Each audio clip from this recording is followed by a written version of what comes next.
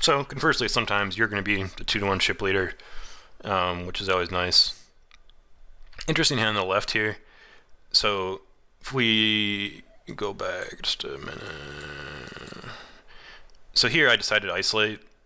I like isolating with these hands when I'm in position. It's because they flop well in the middling textures, and then I can rep the ace and king high ones too. So perfect flop. I'm not really worried about ace x like too often, but I think I'm gonna get too many folds, so I just check. And then it's a little worrisome on the river when he bets pot. I'm not really sure what to do. I mean, 4-5 got there. You know, I guess I feel like the only hands I beat here, based on his bet size, which is obviously polarized, it's like 5-6, and then I think it's like some weird 2 pairs, 4-5, occasionally an ace, aces up. But just again, in my experience so far with these, I found I couldn't really find the fold button. I don't think he's ever betting this with like king 10 even, so it's kind of like a puzzling bet. But I mean, it obviously makes sense when you see it.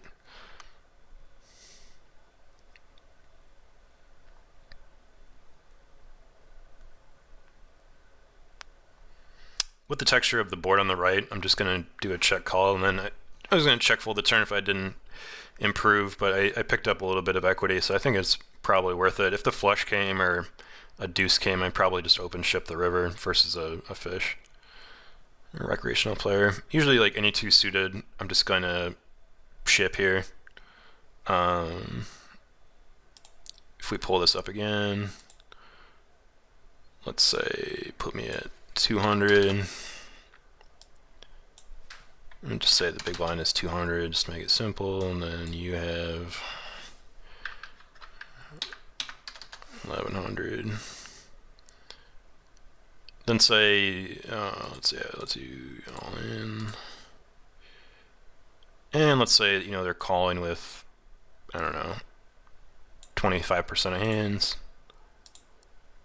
Then, I mean, you can shove everything. And then say they're calling a little bit wider. Whoop. Hold on one second. Okay, so my ICMizer subscription ran out literally yesterday, so we won't continue that. But it's I mean, you can kind of get the gist of it. You want to be really aggressive in the small blind, and then be kind of tight when you're calling, when you raise calling, and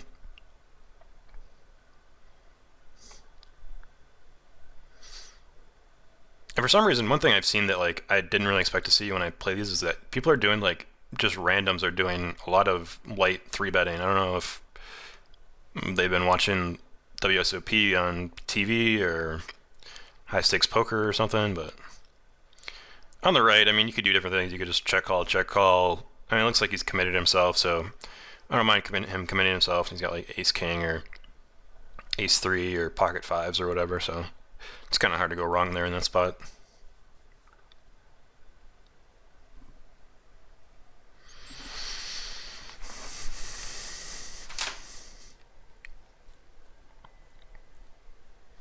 This guy min 3-bet me. I mean, whatever. I'll see if I can pick up a pair on the turn.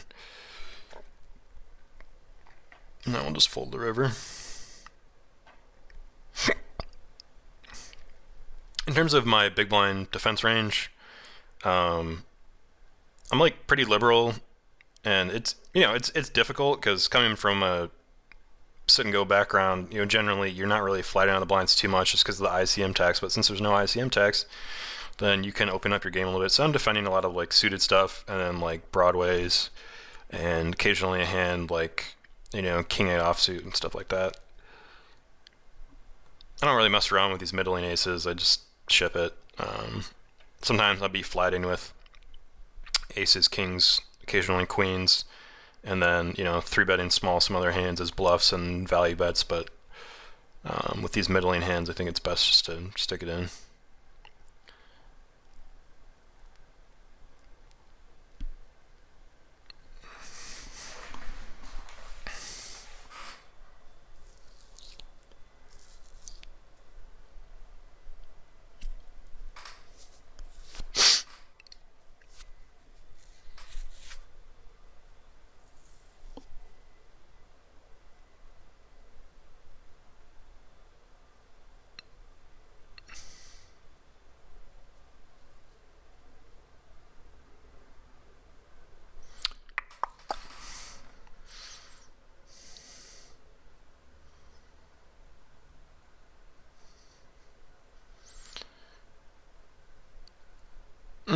should probably be shoving just any two against this guy with less than 5 blinds against like a random player. Obviously he's going to be calling a lot, but it's probably not enough to make it a negative expectation.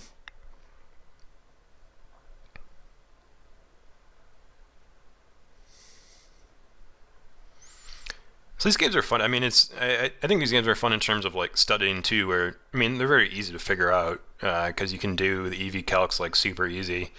Even if you don't have any advanced programs, you can just use Poker Stove or something. I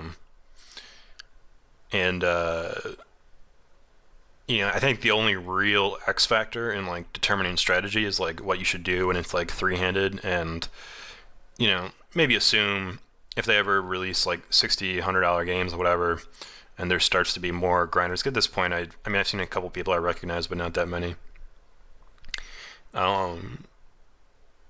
Is to figure out when how much you're supposed to light 3-bet and stuff like that, and frequencies. But at this point, it's not really, as far as I can see, is not a huge concern.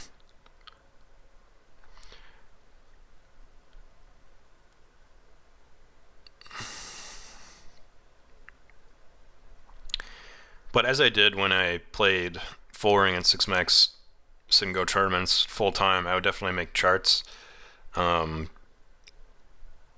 Probably the most common situations: raise calling from the button, raise calling from the small blind, shipping over in the small blind and big blind. I think that will go a long way to making sure you don't have any leaks.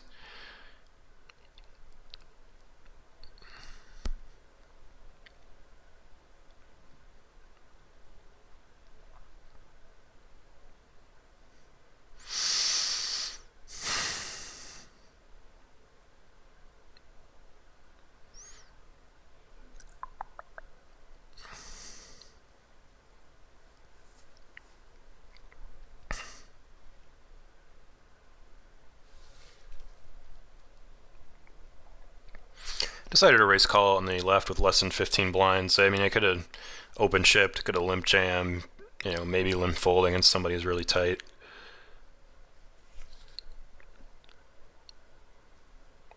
I think I should have made my check raise a little bit smaller here. I think I was probably just trying to do too many things.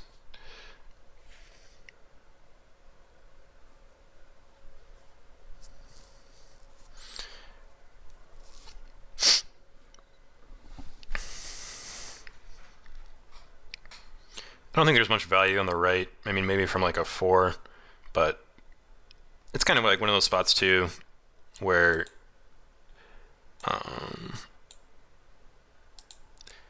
it's like you can't really get value from anything, but you're not really inducing any bluffs. So I don't know, maybe it's like better to bet just like really small to try to get a call from like king high or a 4 or something.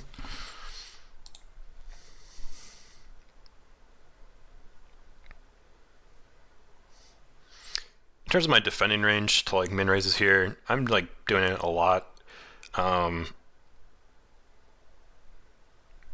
King 3, probably all kings, all aces, like queen 5 plus. If that gives you an idea.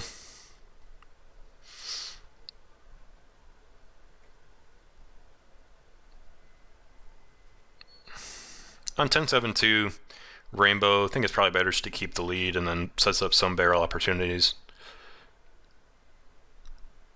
I don't always bet, when I'm pre-flop raiser, like it's 2005 or something, but I think that's a good texture for it.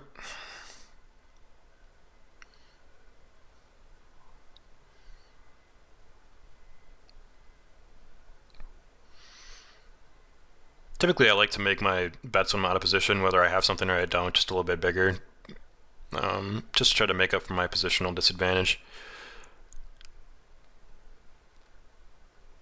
Where either I am generating more fold equity or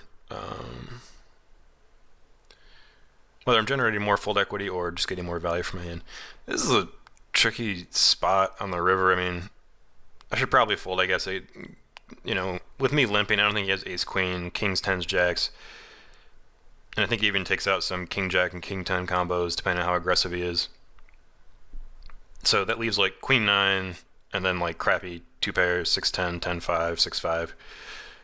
The thing I don't remember if I called here, but I guess like a reason looking at it for calling would be, and also I don't think he's betting king x like this really ever, because he can't have like anything better than like king 9.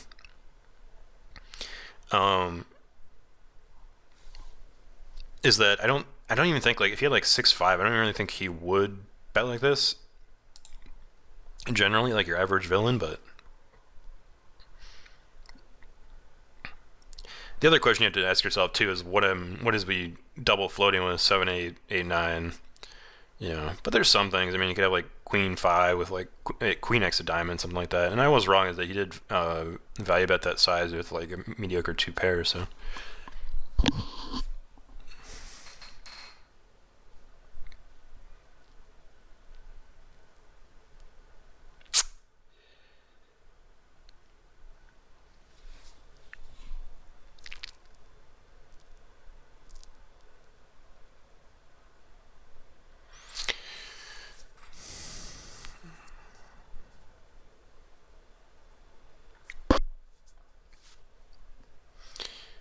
Usually, I mean, small aces are kind of a no-brainer rejam, even against a button shove. Or a button raise, I should say.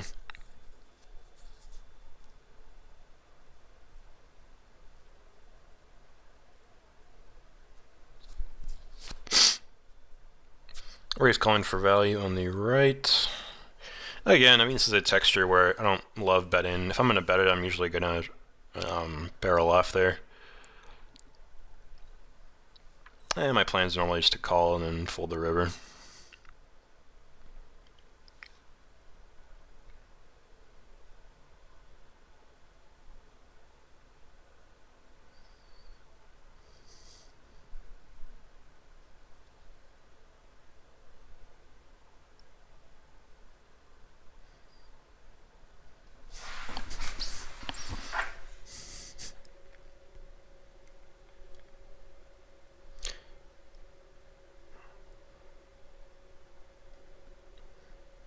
On the right, I could isolate here, but I think it plays fine. 15 BB deep. Definitely got to call the flop. We're ahead of his range at this point. I probably would call the river there, just because I think if he would bet like most air diamonds on the turn, so I'm not sure how much sense his line would make there.